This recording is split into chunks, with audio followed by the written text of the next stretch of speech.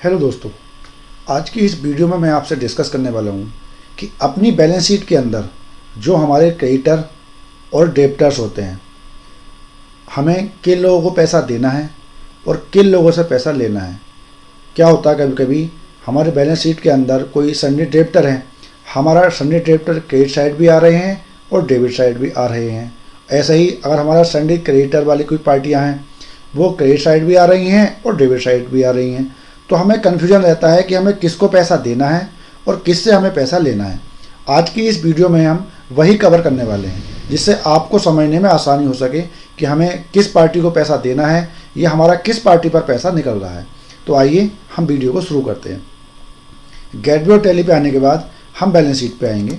Balance sheet पे आने के बाद हम इसकी डिटेल निकालने के लिए Alt F1 प्रेस कर देंगे। जैसे ही हम Alt F1 प्रेस करेंगे तो हमारे ये क्रेडिट साइड में सन्ड्री क्रेडिटर, ये आपको दिख रहा होगा करंट लायबिलिटी के अंदर, ये आपको दिख जाएगा। यहाँ पे आने के बाद आप एंटर प्रेस करेंगे। अब आप जैसे ही एंटर प्रेस करेंगे आपको दिख रहा होगा कि हमारी जो पार्टियों का बैलेंस है वो क्रेडिट साइड भी आ रहा है और डेबिट साइड भी आ रहा है। तो हम कैसा पता करें कि किसको हमें पैसा देना है और किससे हमें पैसा लेना है।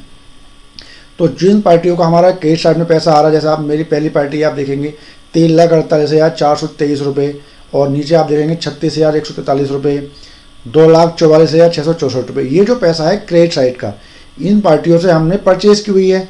दैट मीन्स जो हमारा क्रेडिट साइड में बैलेंस आ रहा है, सन्ड्री क्रेडिटर्स के अंदर जो हमारा क्रेडिट साइड में बैलेंस आ रहा है, ये हमारा जितना ही पैसा ये हमें देना है जिन पार्टियों से हमने परचेज की है। जो हमारा क्रेडिट साइड में बैलेंस आता है वो पैसा हमें देना होता है पार्टी को जिनसे हमने परचेज की है।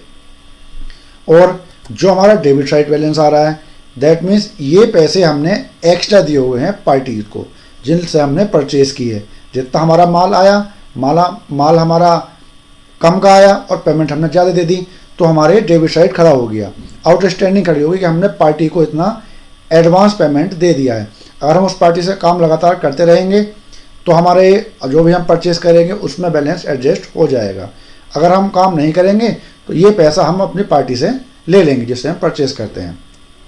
तो अगर हम सन्ड्री क्रेडिटर्स का देखेंगे कि हमारा क्रेडिट साइड है तो हमें पैसा जो है कि पार्टी को देना है, और हमारा अगर डेबिट साइड में है तो इतना पैसा हमें पार्टियों से लेना है। ये पैसा हमारे पास से एडवांस चला गया है।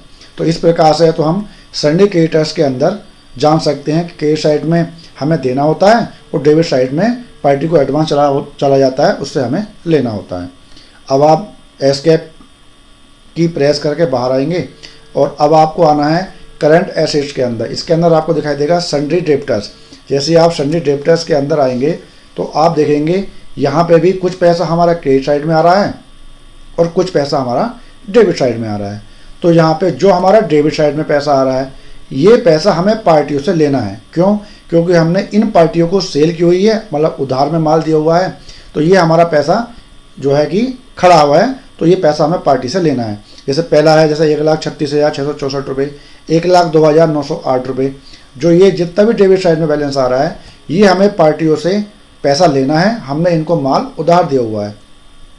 और जितना हमारा क्रेडिट साइड में आ रहा है बैलेंस, जैसे 64,628 रुपये, 19,641 रुपये, और नीचे भी आ रहा है 1,55,842 रुपये। तो ये जो पैसा है ये पार्टियों का हमारे पास एडवांस आया हुआ है।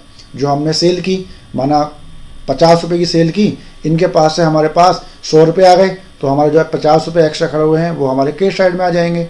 तो ऐसे ही सन्ड्री डेब्टर्स के अंदर जो बैलेंस हमारा डेबिट साइड में आ रहा है, ये पैसा हमें पार्टियों से लेना होता है, और जो हमारा क्रेडिट साइड में आ रहा है ये पैसा पार्टियों का हमारे पास एडवांस आ गया है। तो इस प्रकार से हम देख सकते हैं कि हम सन्ड्री डेब्टर के अंदर और क्रेडिटर के अंदर जो हमारा क्रेडिट में है, जो हमारा डेबिट में है, कैसे हमें देना है और किससे हमें लेना है। इस प्रकार से आप अपनी बैलेंस शीट के अंदर देख सकते हैं।